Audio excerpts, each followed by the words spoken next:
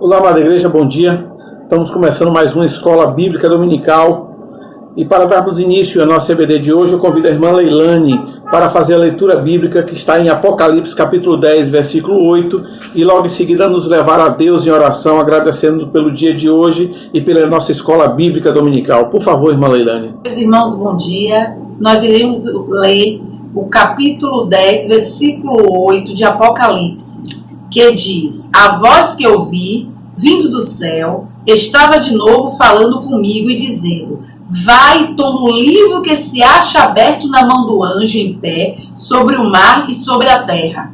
Irmãos, iremos orar. Senhor, eu venho te agradecer pela nossa escola dominical, que coloque as palavras que sempre o Senhor coloca nos professores.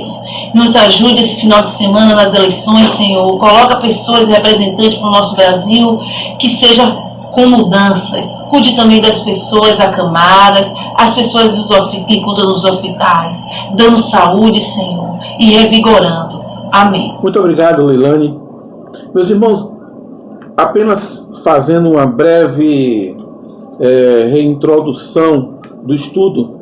Fizemos aquela introdução inicialmente, depois falamos sobre a carta às igrejas, depois falamos sobre o início da visão, depois falamos sobre a visão do livro e dos selos, e agora nós vamos falar sobre a visão das trombetas. Eu queria apenas lembrar aos irmãos o seguinte, que todos esses estudos estão disponíveis no YouTube, ou até para os irmãos não perder, se algum irmão perdeu alguma aula, pode retornar, assistir às aulas, e caso o irmão tenha também alguma dúvida, pode procurar algum dos nossos professores que porventura deu aquela aula, que deu aquela aula, até para esclarecer melhor. O irmão pode ter ficado com alguma dúvida, o irmão pode mandar a sua dúvida e a gente repassa para o professor, o qual deu aquela aula, e o professor entra em contato com o irmão.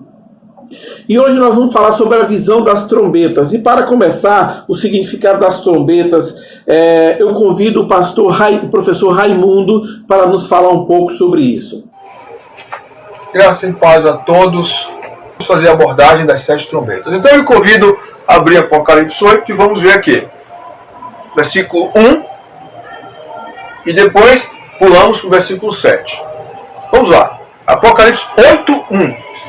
Quando o Cordeiro abriu o 7º selo, houve silêncio no céu cerca de meia hora.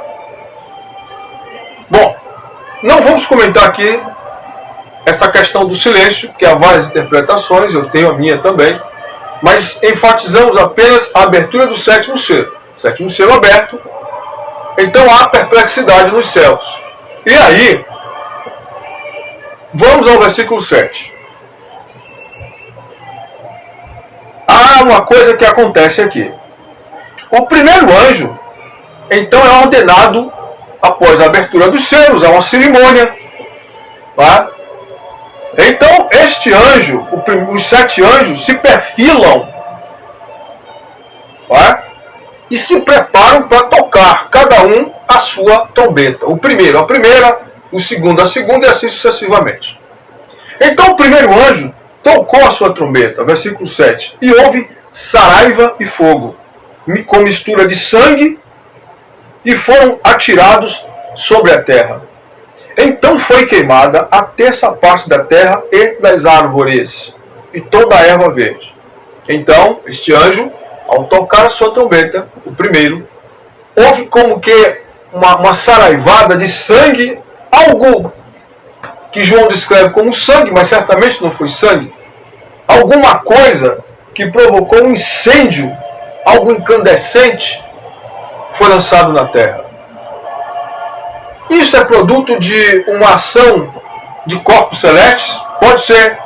Pode ser também que ao toque da trombeta desse anjo seja permitido que alguma coisa destruidora seja deflagrada por uma nação contra outra e atinja aquilo que é verde na terra, as áreas verdes na terra, provocando uma destruição e um estrago em uma terça parte. Observe que não é toda a terra que é atingida por essas pragas. Os alvos não são atingidos na sua totalidade. É uma terça parte. Por quê? Porque nesta primeira fase, da abertura do sétimo selo, não está configurada toda a ira de Deus. A ira de Deus, ela vai crescendo, ela vai se agravando, a situação vai se agravando. Então, no primeiro momento, uma terça parte. É por isso que quer dizer exatamente essa linguagem. Por que uma terça parte? Porque o derramamento das pragas, ainda existe há quem veja nisso, ainda uma chance de o homem se voltar arrependido para Deus. O homem voltar-se quebrantado para Deus, mas sabemos que isso poderá acontecer, mas em condições dificílimas. Mas a verdade é que o fato dessas pragas atingirem numa terça parte não quer dizer exatamente isso, mas pode ser. Mas sim, mas muito mais eu defendo o fato de que essa proporcionalidade está ligada ao agravamento da situação. Né? Começa de uma forma, e aí vai se agravando, vai crescendo, vai se avolumando até chegar ao clímax. A segunda trombeta é tocada, a segunda trombeta é tocada, nós vemos aqui, e o segundo anjo tocou a sua trombeta, e como que uma grande montanha ardendo em chamas foi atirada ao mar, cuja terça parte se tornou em sangue. E morreu a terça parte da criação que tinha vida no mar. E foi destruída a terça parte das embarcações. Então alguma coisa aqui, um outro objeto, como que uma montanha em chamas, uma bola de fogo, um meteoro, um corpo celeste, um asteroide, um míssil atômico, não sabemos, não está descrito aqui.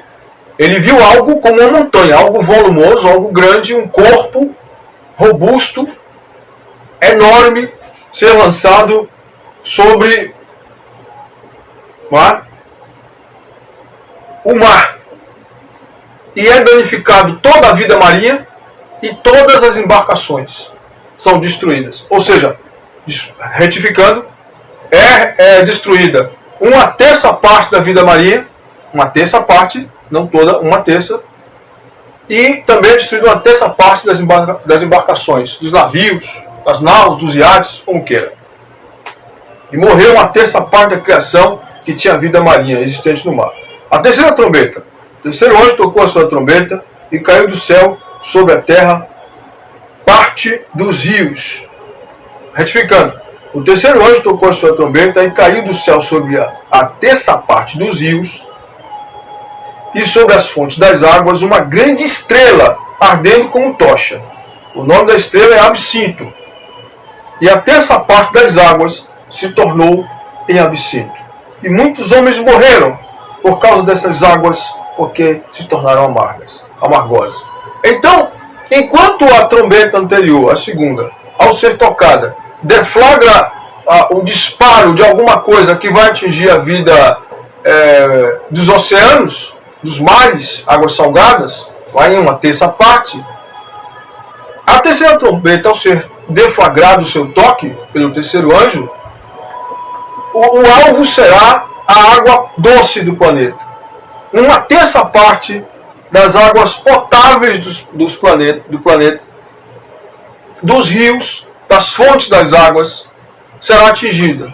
E, como resultado, também haverá morte, certamente, de vida, de toda a vida que existe aí nessa região, nessas águas, mas também vai atingir o homem, porque o homem não bebe água salgada, o homem bebe água doce. A água potável, em uma terça parte, estará contaminada e os homens morrerão por conta desta contaminação. E o nome dessa estrela, descreve aqui, desse corpo celeste que vai ser arremessado sobre as águas doces do planeta, é absinto. E absinto em grego quer dizer amargo. Tá? Mas não só por ser amargo, algo tóxico. Esse corpo celeste, ao entrar em contato com a água, irá expelir, deflagrar e irá causar um morticínio em muitos homens muitas pessoas, entenda-se, né? Homens não é homem do sexo masculino, mas homens, pessoas, mulheres, infelizmente, naqueles dias. Como uma prova, minha gente, da ira de Deus contra este mundo.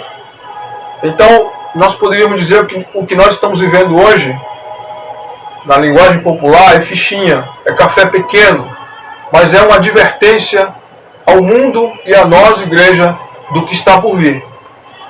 Não é? Nós sabemos dessas coisas. A quarta trombeta, vamos a ela. O que é que diz a quarta trombeta? Esta praga ela fere os astros. Não é? Diz assim, o quarto anjo tocou a sua trombeta e foi ferida a terça parte do sol e da lua e das estrelas, para que a terça parte deles escurecesse e a sua terça parte não brilhasse, tanto o dia quanto também a noite. Você imaginou o que é isso? O sol e a lua vão ser feridos ao toque da quarta trombeta, pelo anjo que irá tocá-la. No momento que o quarto anjo tocar, o sol vai ser atingido em uma terça parte, e a lua também. E nós sabemos, senhores, que o sol ele influencia diretamente o ciclo de vida na Terra, e a lua também. Isto vai causar um terror tremendo nos homens, porque o homem não pode controlar a natureza. O homem não tem controle sobre a chuva, sobre os astros. Ele não pode colocar no lugar. Ele não pode mudar o ciclo, o curso dos astros, de forma alguma. Então, isto tem como objetivo ferir esses astros. O objetivo é causar pânico, terror à vida na Terra. É assim. O objetivo é atingir diretamente o homem ímpio na terra, ferindo, causando-lhe terror, causando-lhe angústia, causando-lhe pavor, porque ele agora está nas mãos do Deus Todo-Poderoso.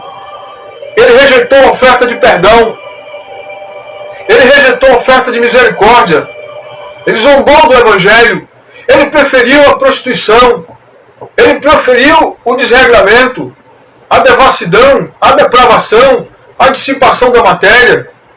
Há pessoas hoje que estão cuspindo no Evangelho, cuspindo na Bíblia, literalmente falando. Há ativistas devassos que estão para lá da redenção, que estão defecando em cima da Bíblia, estão urinando numa foto que supostamente é do Senhor Jesus Cristo, defecando em símbolos sagrados. Isto tudo já está dito, senhores. São escarnecedores. A Bíblia os chama de cães. A Bíblia os chama de homensvis. Pessoas, lamentavelmente, que a si mesmas, Deus não, mas elas a si mesmas estão se destinando ao inferno. Elas a si mesmas estão se destinando à perdição. Então esta humanidade, esta coletividade que prefere o carnaval, que prefere aquilo que é diferente do que Deus criou, a homoafetividade, que prefere e que afronta aqueles que obedecem e que mantém-se no curso da natureza, essas pessoas vão provar a ira de Deus. Se elas não se arrependerem, elas vão provar todas essas coisas. Elas vão provar, agora não o Deus gracioso, mas o Deus irado. O Deus irado contra a pecaminosidade acumulada dos homens durante séculos. Vamos ao toque antes de ler a quinta trombeta, diz assim o versículo 13. Então ouvi uma águia que voava pelo céu, dizendo: ai, ai, ai dos que moram na terra, por causa dos restantes das vozes dos 3 anjos que ainda vão de tocar. 3 ais. Ainda restam 3 ais. Então vamos ao toque das 3 últimas trombetas. A quinta trombeta, o que é que ela anuncia? Veja, a partir do versículo de número 1 do capítulo 9. Praga sobre os homens. A quinta trombeta anuncia uma praga sobre os homens. Que praga terrível. Veja, o quinto anjo tocou a sua trombeta e viu uma estrela caída do céu. Estrela aqui é anjo. É uma forma simbólica de se referir a um ser celestial. Porém, este anjo aqui é um anjo caído. é um demônio. Diz assim: e lhe foi dada a chave do poço do abismo. E abriu o poço do abismo. Ou seja, existe o abismo, o inferno, e existe o poço do abismo, o lugar mais profundo das trevas, do inferno, que é o poço do abismo, onde estão presos seres que foram rebeldes contra Deus, que Deus os mantém em cadeias. Pedro fala isso na carta dele, na segunda carta, e Judas também, que Deus os mantém em cadeias eternas para o juízo do grande dia. Esses não estão soltos atormentando a humanidade. São demônios que pecaram de forma tão grave que Deus os mantém presos, que eles vão sair de lá para o juízo do trono branco, para ser lançado no lago de fogo. Mas lhes será permitido a alguns deles atormentarem a humanidade. Tal o grau de pecaminosidade da humanidade, senhores. Deus vai permitir que a chave desse poço, ao tocar o anjo de Deus, a quinta trombeta, chegue à mão de um anjo do inferno, um demônio chamado Abaddon. Este anjo vai ter acesso a este poço do abismo, irá abri-lo e irá soltar seres malignos que estão presos há milhões e milhões de anos. Com que objetivo? Para atormentar a humanidade. Continuemos a leitura. Ele, ou ela, no caso a estrela, que é o anjo maligno, abriu o poço do abismo e subiu a fumaça do poço como fumaça de uma grande fornalha. E com a fumaceira saída do poço escureceu-se o sol e o ar. Também da fumaça saíram gafanhotos para a terra, e foi-lhes dado poder como os que têm os escorpiões da terra. E foi-lhes dito que não causassem dano à erva, nem a qualquer coisa verde, nem a árvore alguma, e tão somente aos homens que não têm o selo de Deus sobre a fronte. Foi-lhes dado também que não os matassem, e sim que os atormentassem durante 5 meses. E o seu tormento era como o tormento de escorpião, quando os fere. Agora preste atenção no versículo de número 6. Naqueles dias, os homens buscarão a morte através do suicídio, e não acharão. Os homens buscarão alívio buscando a morte, e não acharão. Também terão ardente desejo de morrer, mas a morte fugirá deles. Que tormento terrível! Que tormento terrível, que dias terríveis aguardam a humanidade impenitente contra Deus. Esta é a quinta trombeta. Seres malignos serão libertados temporariamente, não para matar, mas para afligir a humanidade, para atormentar a humanidade. E o tormento será controlado por Deus de tal maneira que Deus não permitirá que eles matem a humanidade nesta praga, e não permitirá que os homens, ao tentarem se matar, morram. As duas coisas.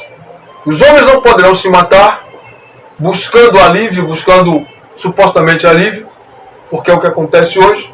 O suicídio é uma tentativa de se aliviar de um problema. E também Deus não permitirá que esses demônios, que irão ser soltos para atormentar a humanidade, os mate, mostrando seu controle absoluto. Mas sem sombra de dúvidas, um castigo terrível que está por vir sobre a humanidade. Esta é a quinta trombeta. Vamos para a sexta trombeta. A sexta trombeta, ela anuncia um grande morticínio. Milhões e milhões e milhões de cavaleiros. Aqui está no versículo número 13, no capítulo 6, no capítulo 8 de Apocalipse, diz assim, capítulo 8, versículo 13, diz assim: o sexto anjo tocou a sua trombeta, e houve uma voz procedente dos 4 ângulos do altar de ouro, que estava na presença de Deus, dizendo ao sexto anjo, ao mesmo que tem a trombeta: solta os 4 anjos que se encontram atados junto ao grande rio Eufrates, presos junto ao grande rio Eufrates. Foram soltos os 4 anjos que se achavam preparados para o dia, para a hora, o dia, o mês e ano, para que matassem a terça parte dos homens. O número dos cavaleiros era de 20 mil vezes 10 milhares. Ou seja, 200 milhões de cavaleiros. Esse texto aqui, seguindo a leitura, nos mostra que também esses seres espirituais serão soltos e logo em seguida outros serão soltos que participaram da queda, anjos que estavam, 4 anjos, provavelmente 4 principados que participaram da queda do homem lá no Éden, porque o Éden ficava na região ali próximo ao rio Eufrates. E esses anjos que participaram da queda do homem, que foram indutores da queda do ser humano, foram aprisionados por Deus ali naquela região. Isso dá margem para se pensar muita coisa, né? Aquela região do Golfo Pérsico, do Oriente Médio, é uma das regiões, essa sombra de dúvida, é a região mais ebulitiva da Terra. Os povos estão sempre excitados, há uma intolerância tremenda ali. E guerras estão acontecendo e acontecerão ali. E sem sombra de dúvidas, a humanidade teve início ali. E ela terá o seu fim naquela região, a partir daquela região. Então o texto está dizendo que Deus vai mandar o seu anjo soltar esses 4 seres espirituais da maldade que estão presos ali, para que eles arregimentem um exército na terra de 200 milhões de soldados, ou seja, para a guerra, para prepararem a guerra. Que castigo terrível! Que dias terríveis aguardam a humanidade. E agora vamos para a 7ª trombeta, tá? Que está aqui exatamente em Apocalipse 11, versículo 15. E o que é que a 7ª trombeta anuncia? A 7ª trombeta anuncia alguma praga? Sim, por um lado, e por outro não. A 7ª trombeta anuncia a volta de Cristo e após os reinos da terra. Mas por que o Senhor diz que a 7ª trombeta anuncia, por um lado é uma praga e por outra não? Vamos ver, fazer a leitura primeiro e depois vamos comentar. Apocalipse 11:15 diz assim: o 7º anjo tocou a sua trombeta, e houve no céu grandes vozes, dizendo: o reino do mundo se tornou de nosso Senhor aqui é Jesus, é Deus, e de seu Cristo, e ele reinará pelos séculos dos séculos.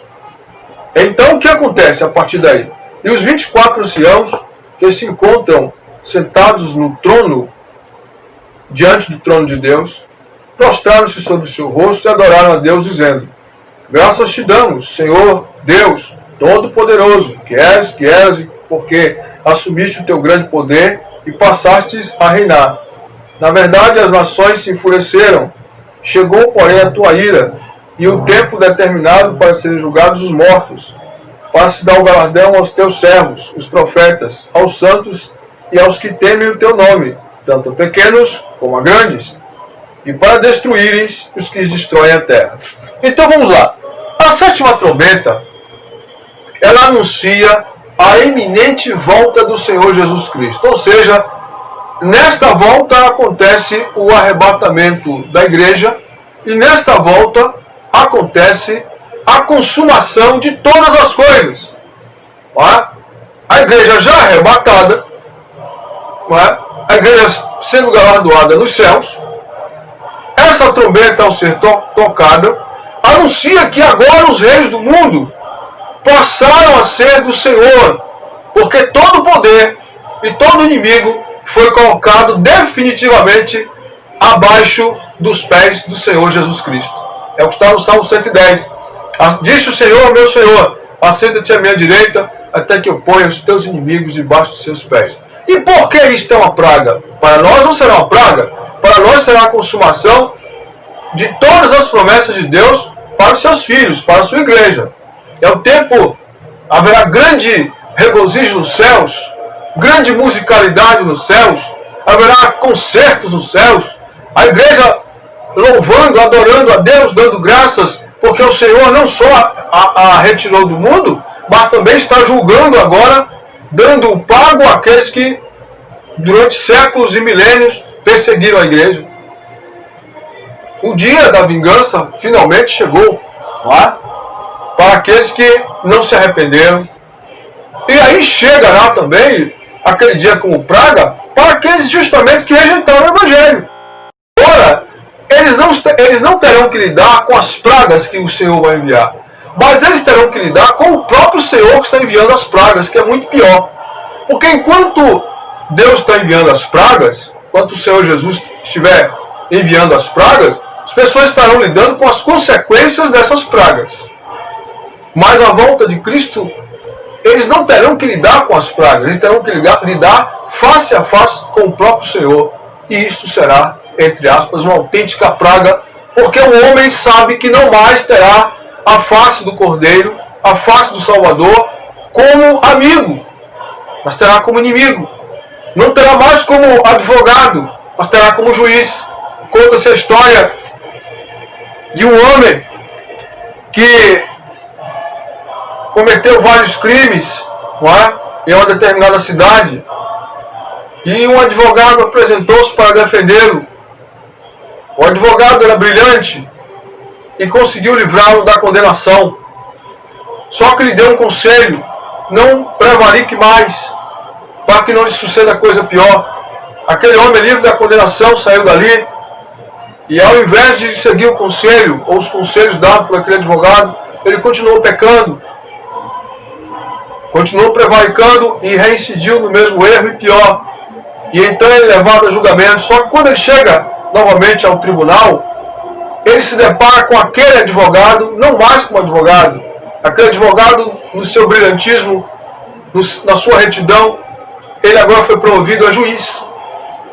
E agora ele teria que lidar não com o advogado, com a face do advogado, mas com a face do juiz. É exatamente isso que vai acontecer com este mundo. Este mundo hoje tem a oportunidade de lidar com Jesus como seu Salvador, como o Cordeiro amado, como o bom pastor, Jesus, o amigo dos pecadores, aquele que chama graciosamente o pecador para o arrependimento. Mas naquele dia, Jesus se assentará no trono como juiz, e ele vai agir como juiz. Meus amigos, chegamos aqui à conclusão dessa 7ª parte, que fala sobre o julgamento da humanidade, tendo como abordagem que acabamos de fazer sobre as 7 trombetas e a sua aplicação. Nós diríamos o seguinte: o que está por vir é algo que nós só podemos imaginar. A Bíblia descreve, mas não descreve na sua inteireza, porque a nossa mente não consegue dilatar ao ponto de entender. Mas nós devemos ser gratos pelos dias de hoje, porque os dias de hoje nós ainda não estamos vivendo os dias do toque das trombetas, em que o mundo estará sob a ira plena de Deus. Fica o convite a você, a nós cristãos, para que consagremos nossas vidas, nos ofereçamos a Deus diariamente, nos arrependemos mais e mais, nos consagremos, nos dediquemos mais ao Senhor, nos apeguemos mais a Ele e nos desapeguemos deste mundo. Sejamos mais gratos, porque Ele nos salvou, Ele nos salva e Ele nos salvará. E a você, ao Senhor, à Senhora, a você que está ouvindo esta palavra, que está ao alcance deste vídeo, desta pregação, que ainda não serve ao Senhor, se arrependa. Ouça o gracioso e carinhoso chamado do Salvador, dizendo: vinde a mim, todos vós que estáis cansados e oprimidos, e eu vos aliviarei. Receba o meu jugo, que é leve e suave, porque eu recebi o seu fardo de pecados em minhas costas e levei na cruz do Calvário. Que a graça do Senhor Jesus, o amor de Deus nosso Pai e a comunhão do Espírito Santo sejam com todos. Amém e amém. Eu vou convidar outro professor, parceiro nosso, para nos falar sobre Apocalipse 10 e 11. O livro que é o episódio do livro que é comido e o significado das 2 testemunhas. Eu convido agora o pastor e o professor Rafael, para nos falar um pouco sobre esse assunto. Bom dia, meus irmãos, minhas irmãs. Que a paz do Senhor Jesus esteja com vocês. Que o Espírito Santo possa estar testificando no coração de vocês todo o conteúdo dessa EBD de hoje, tudo que já foi visto, tudo que ainda nós iremos aprender, e que Ele complete a boa obra em nossas vidas, em nossos corações. Espero que todos estejam resistindo a esse momento que nós estamos passando, um momento de dor, de dificuldade, eu sei, mas sei também que nós temos o Deus que é poderoso para consolar, para cuidar, para guardar, para fortalecer. Esse é o nosso Deus. E é muito oportuno estarmos estudando o Apocalipse durante esse tempo, porque o Apocalipse ele vai falar justamente sobre essa necessidade de crer, essa necessidade de continuar seguindo, essa necessidade de continuar enfrentando as adversidades, essa necessidade de continuar resistindo. Mesmo quando tudo parecer difícil ou até mesmo impossível, nós precisamos crer que o nosso Deus ele pode fazer todas as coisas. Hoje nós vamos estar dando continuidade dentro da EBD à realidade do capítulo 10 e do capítulo 11. Duas passagens que chamam muita atenção das pessoas e que por diversos motivos irmãos e irmãs acabam deixando um pouco de lado a interpretação, o estudo, a pesquisa, o interesse por esse livro. E dizem assim, não vou confundir minha mente não, Apocalipse é uma coisa muito complicada, eu não quero me envolver nessas coisas agora. Deixa para pastor, deixa para estudante, deixa para missionário. Sendo que na realidade Apocalipse é um livro que ele vai falar sobre esperança. Esperança de que mesmo nos piores dias, mesmo nos piores momentos, Deus continua sendo o Senhor da história. Deus não perdeu o controle da situação. Então, basicamente, Apocalipse vai ser um livro para trazer essa esperança e essa certeza de continuidade. Então, temos algumas passagens que apontam para essa realidade. Temos algumas passagens que vão dizer, olhem, percebam a persistência, o amor, percebam as dificuldades também que virão. Não desistam, não desanimem. Continuem. Continuem. E nós vamos iniciar lendo o capítulo 10, os versículos do 8 ao 11. Apocalipse, capítulo 10, versículos 8 ao 11. Vai dizer assim: Então a voz que eu do céu tinha ouvido tornou a falar comigo e disse, vai e toma o livrinho aberto da mão do anjo que está em pé sobre o mar e sobre a terra. Fui, pois, ao anjo e lhe pedi que me desse o livrinho. Disse-me ele, toma-o e come-o. Ele fará amargo o teu estômago, mas na tua boca será doce como mel. Tomei o livrinho da mão do anjo e o comi. Na minha boca era doce como mel, mas tendo-o comido, o meu ventre ficou amargo. Então foi-me dito, importa que profetizes outra vez acerca de muitos povos, nações, línguas e reis. Esse texto é muito interessante porque ele vai abordar um tema tanto do passado como do presente e do futuro, que é a pregação que vai gerar arrependimento, a mensagem que vai gerar arrependimento, a mensagem para que as pessoas elas se aproximem do seu Deus, a mensagem que vai fazer com que as pessoas despertem desse sono profundo que elas vivem, pensando estar vivendo uma vida maravilhosa, enquanto estão distantes de Deus. E pelo que está escrito no livro, essa mensagem ela vai parecer doce, ela vai ser doce, ela vai ter uma formatação, um sabor muito doce, enquanto a gente vai proferir, enquanto a gente de fato vai pregar, enquanto nós estaremos, vou usar um exemplo para contextualizar, enquanto nós estivermos cantando, será muito doce, terá esse sabor doce, prazeroso, bom para comer. Mas quando essa palavra ela chega no nosso estômago como uma representação das nossas entranhas, do mais profundo do nosso organismo, nós vamos ter dificuldades. Por que nós vamos ter dificuldades? Porque essa palavra, ela não é feita, essa mensagem que vai gerar arrependimento e vida, ela não é feita apenas para ser dita, proferida. Ela precisa ser assimilada. Ela precisa ser enraizada, chegar até as suas entranhas de fato, até o seu estômago. E nesse momento vai ser amarga. Por que vai ser amarga?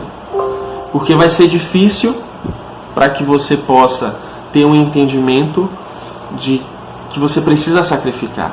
Vai ser difícil para que você possa ter um entendimento de que você não vai poder fazer todas as coisas que você queria fazer. E isso vai acabar pesando em muitos momentos, embrulhando, como a gente diz, o seu estômago, porque a sua natureza pecaminosa, a sua natureza carnal, ela não vai querer tudo isso que a palavra de Deus ela passa para você, tudo isso que a palavra de arrependimento vai estar em você. Ela vai necessariamente resistir, e essa resistência do corpo gera esse peso. Então o escritor do livro ele está falando de uma forma muito simples, que pregar arrependimento em uma geração que não quer nada vai fazer com que a gente sinta um peso no nosso estômago. Por mais que seja incrível falar da palavra do Senhor, é maravilhoso, a gente precisa ser apaixonado por isso. Falar sobre Deus é um privilégio. Só que ele está dizendo, olha, ainda assim vai ter o seu preço. Ainda assim vai ser custoso. A palavra, ela é doce porque ela salva, mas ela se torna amarga e pesada porque nós também vemos pessoas desprezando. Nós vemos pessoas simplesmente ignorando, pessoas escarnecendo, pessoas fazendo o que querem com a palavra. Isso é muito triste. Quando a palavra ela é utilizada de uma forma tão pobre, no sentido de não ser valorizada, de não ter valor, né? É o que significa a pobreza, você não ter. A gente percebe como isso é pesado. A gente percebe como é uma realidade de fato difícil, que a gente chora, a gente se importa, porque nós amamos. Nós amamos a palavra, nós amamos a ideia de pessoas serem salvas. Nós amamos essa mensagem que gera arrependimento para nos transformar, e por isso a gente sente. Por isso a gente sente, e por isso nós podemos olhar para o livro e perceber que mesmo sentindo esse amargor, vai ser necessário que o escritor do livro ele continue a sua missão. Se vocês observarem, no versículo 11 vai dizer: então foi-me dito, importa que profetizes outra vez acerca de muitos povos, nações, línguas e reis. Ele sentiu esse amargor da condenação, esse amargor do desprezo pela palavra que muitas pessoas sentem, esse amargor gerado pela nossa natureza que não quer ouvir a Deus. Mas mesmo sentindo isso, ele continuou a falar aquilo que Deus estava colocando para que ele falasse. Ele não se calou, ele não silenciou, ele não simplesmente disse: olha Deus, eu já provei esse livro, já fiz a minha parte, agora eu quero ficar tranquilo. Não. Ele continuou, ele cumpriu a missão. Então a gente precisa entender que a nossa mensagem, a mensagem que a gente prega do nosso Senhor e Rei, é uma mensagem de eternidade. A gente não pode brincar trazendo isso para o nosso tempo. A gente perde tempo demais. Nós perdemos muito tempo com questões que não são relevantes. Nós estamos em uma guerra, e essa guerra ela custa vida ou morte, céu ou inferno. E nós somos esses soldados, esses ministros que anunciam essa palavra. Vocês conseguem entender o tamanho da nossa responsabilidade? Vocês conseguem entender como nós somos de fato relevantes para a expansão do reino? A gente não pode ficar simplesmente consumindo a religiosidade a nível de cheguei na igreja, sentei, tá ótimo. E aí você ouve, você canta e acaba nisso. Nós não podemos ser consumidores da fé. A palavra sagrada, ela vai dizer que nós somos ferramentas nas mãos de Deus, agentes do reino, sal da terra e luz do mundo. E a gente precisa entender isso. Por mais que seja difícil. É difícil, né? Você sentir aquela azia, aquele embrulho no estômago, como dizem. É difícil. Mas nós somos chamados e nós somos comprados para isso. Então, dando continuidade, após esse entendimento acerca do livro, desse livro que tem um gosto bom, que pesa no estômago, nós vamos falar um pouco sobre duas testemunhas. Duas testemunhas que vão aparecer em Apocalipse no capítulo 11. Duas testemunhas que vão ser instrumentos de muito debate, de muita discussão. E nós vamos ter a oportunidade de falar um pouquinho sobre elas. Essas duas testemunhas, elas recebem uma missão que é a missão de toda a igreja, a missão de pregar. Pregar a palavra vai muito além da realidade de estar no púlpito. Às vezes nós pensamos assim, não, quem tem que pregar é o pastor, é o líder tal, é fulano. Todos nós que escolhemos de fato a manutenção dessa vida na fé, porque ninguém está aqui obrigado, nós escolhemos isso, nós temos por obrigação cumprir a missão de pregar a palavra, cumprir a missão de apresentar um reino de justiça, de amor, de paz, de equilíbrio, de igualdade, onde o Senhor é soberano, onde o Senhor é inquestionável, onde o Senhor é gracioso, onde o Senhor é misericordioso. Todas as maravilhas desse reino, todas as maravilhas que cercam a Deus, a Jesus e ao Espírito Santo, nós temos por missão. A grande questão é, será que nós hoje estamos dispostos a falar desse amor de Deus, a pregar esse amor de Deus no tempo que nós estamos vivendo, onde as pessoas não querem saber de Deus, onde as pessoas elas estão cada vez mais individualistas, frias, cruéis, pensando apenas nelas, achando que tudo é bobagem, que a Bíblia é bobagem, que Deus não existe? Será que nós estamos de fato querendo enfrentar tudo isso? Será que nós estamos com essa ousadia do Espírito Santo de Deus para falarmos as verdades da salvação? Ou será que nós estamos acuados? Aquela coisa assim de, para mim aqui tá bom, deixa eu aqui no meu cantinho. Será que nós estamos assim? Espero que não.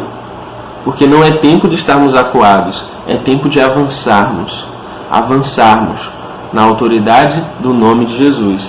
Então essas duas testemunhas, elas são representações dessa realidade. E a gente pode fazer uma ligação a nível acadêmico de dois momentos em que o plano salvífico ele foi estruturado. No primeiro momento nós temos um plano estabelecido para o povo de Deus, os judeus, e no segundo momento nós temos um plano estabelecido que vai envolver judeus e gentios, que é a igreja. Se nós pararmos para fazermos uma leitura simbólica acerca dessas duas testemunhas, nós vamos ter a possibilidade de visualizar a igreja de Cristo sendo representada ali. Uma igreja que, na época em que o livro foi escrito, né, e ainda hoje, envolve povos, nações, pessoas distintas, mas que podem pregar a mesma fé. No tempo de Apocalipse, você tinha uma igreja que tinha muitos judeus de nascimento que estavam caminhando na fé cristã. E você tinha lado a lado com eles gentios que estavam também falando sobre o amor de Jesus, sobre a graça de Jesus. E no momento do martírio, no momento em que eles eram lançados aos leões e às feras, no momento em que eles eram crucificados e mortos pelo nome do Senhor, já não importava se eles eram judeus, já não importava se eles eram gregos, romanos, o que importava era a identificação que eles tinham como cristãos. A nossa identificação primária, a nossa identificação central de vida é a identificação de cristãos. Então as duas testemunhas simbolizam essa igreja do Senhor, essa igreja viva, que vai pregar mesmo nos piores momentos. Essa igreja viva que vai pregar quando tudo tentar te silenciar e falar assim: olha, fica quieto, a gente não quer ouvir, mas você vai continuar pregando, você vai continuar falando desse amor, você não vai desistir, você não vai ver as barreiras, as dificuldades. A gente precisa lembrar que naquele tempo, na época que Apocalipse foi escrito, os cristãos eles estavam sendo martirizados com frequência e de forma para promover prazer das autoridades, dos ricos. Era uma distração, era um passatempo. Então continuar pregando dentro dessa realidade era algo muito difícil. Era algo que pesava, porque você poderia ser morto. No nosso tempo, nós não temos mais o Coliseu, nós não temos as arenas, mas nós temos as redes sociais, em que você pregar, algumas pessoas vão dizer que você está com um discurso intolerante, com um discurso preconceituoso, com um discurso como se a sua fé fosse a única verdadeira. As pessoas vão dizer isso, né, e vão acabar te criticando. Será que nós estamos hoje dispostos a viver essa realidade das duas testemunhas, de falar, de anunciar? Olha o que o texto vai nos dizer. Vamos ler o texto do capítulo 11, que vai dizer assim, capítulo 11, verso 11, vai dizer: depois daqueles 3 dias e meio, o Espírito de vida, vindo de Deus, entrou neles, e eles se puseram de pé, e caiu grande temor sobre os que os viram. Então ouviram uma grande voz do céu que lhes disse: subam para cá. E subiram ao céu em uma nuvem, e os seus inimigos os viram. O que é que o texto todo ele vai nos dizer, se você parar para ler o capítulo 11? Que tinham 2 testemunhas que estavam pregando com ousadia, com autoridade a palavra. E aí a besta, a representação do mal, vai e mata essas testemunhas. Só que Deus ele é tão maravilhoso e tão poderoso que ele vai ressuscitar essas testemunhas. E elas vão ascender ao céu. Ou seja, o texto está querendo nos dizer que independente das lutas, independente do mal que se posicione para tentar nos calar, independente da morte que pode de fato acometer o nosso corpo, pode ser deflagrada uma perseguição hoje. E aqueles que pregarem, aqueles que se manterem fiéis serem mortos. Independente disso tudo, independente dos últimos tempos que serão terríveis, nós temos uma certeza: nós vamos para o céu. Nós vamos morar com Deus. Esse precisa ser o nosso foco. As testemunhas representam esse falar de Cristo com autoridade e poder, não com medo, não assustados, mas com autoridade e com poder de Deus. A missão dessas 2 testemunhas relatadas em Apocalipse está muito clara: falar sobre o Senhor, falar sobre o seu poder e sobre as suas maravilhas. E eles tiveram um tempo de testemunho que foi um tempo de 1260 dias, que faz um paralelo com o livro de Daniel. E aí recomendo que os irmãos também e as irmãs estudem Daniel, porque vai ser um livro que vai possuir uma linguagem também apocalíptica. Então você percebe que para aquelas pessoas que estavam entendendo isso, eles tinham a compreensão do que estava sendo dito. 1260 dias é um período simbólico para representar sofrimento, perseguição e dor. Não necessariamente serão 1260 dias contados. Vamos contar aqui um. É um período longo de sofrimento, um período longo de dor, de incerteza. E pode também nos caracterizar como o período que nós estamos vivendo. Desde que o nosso Senhor ele foi para os céus, nós estamos sofrendo, lutando, sendo feridos, sendo mortos, e queremos que Ele volte. E para isso nós precisaremos continuar pregando, continuar falando, continuar promovendo um discurso que gere vida e arrependimento. Moral da história: a gente precisa continuar sendo instrumento nas mãos de Deus. Não temos outra saída, nós não temos outro caminho. Nós precisamos continuar crendo no Deus que vai completar a boa obra em nossas vidas. Que o Senhor nos abençoe e nos guarde, e que possamos seguir aprendendo com a nossa EBD. Um forte abraço. Muito obrigado, Rafael. Meus irmãos, qual a aplicação de tudo que nós vimos agora para os dias de hoje? Se nós formos buscar tudo que nós vimos sobre o significado das duas testemunhas, a visão das trombetas, o episódio do livro que conta, o que é que nós poderíamos trazer do que nós acabamos de ouvir desses dois professores para a nossa realidade do dia de hoje? E para isso eu convido a professora Jaqueline Teixeira para nos falar um pouco sobre isso. Da lição 7, que tratou sobre a visão das trombetas. O estudo do Apocalipse, ele nos possibilita olhar para as maiores verdades do Evangelho. Que Deus é soberano, que Jesus está vivo e voltará. E nós podemos confiar nisso. Essa é a esperança certa dos cristãos.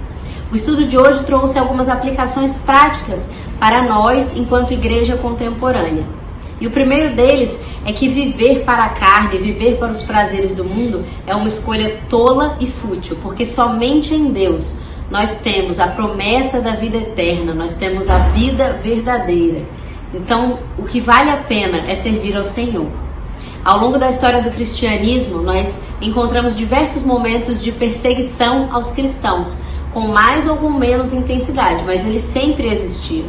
Em todas as épocas, houve pessoas incrédulas e que perseguiram aqueles que proclamavam o Evangelho.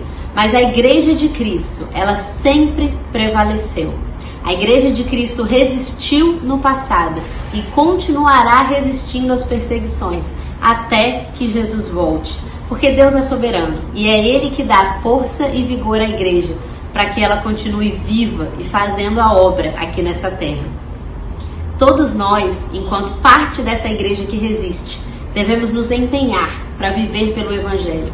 Essa deve ser a verdadeira bandeira de nossas vidas. O estandarte que carregamos deve ser o Evangelho. E nada mais pode ocupar esse lugar central. Nada pode tomar o lugar do Evangelho como estandarte de nossas vidas. As perseguições, elas continuarão existindo, como sempre existiram.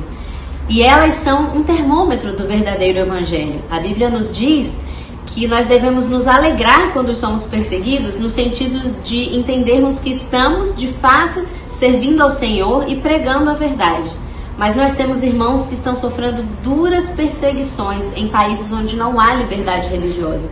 É nossa a responsabilidade de cuidar dessas pessoas, de investir na vida delas, de socorrer esses irmãos que estão numa perseguição muito mais intensa.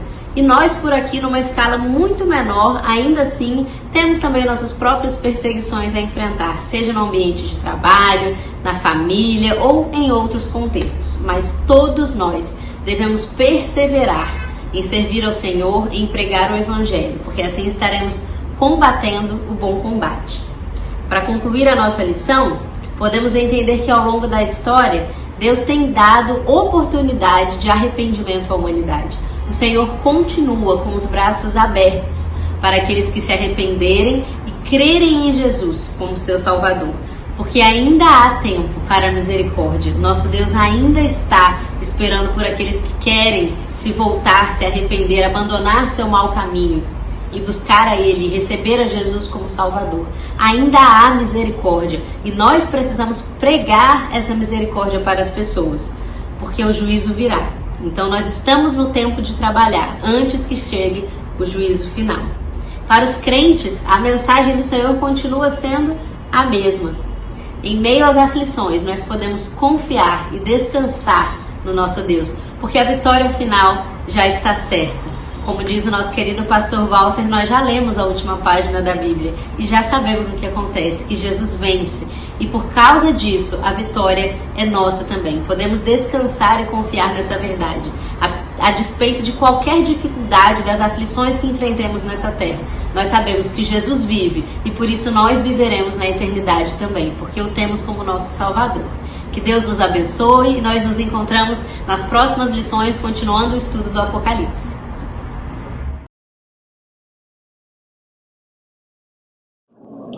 Irmã Jaqueline, só tenho a lhe agradecer por seu apoio à nossa EBD.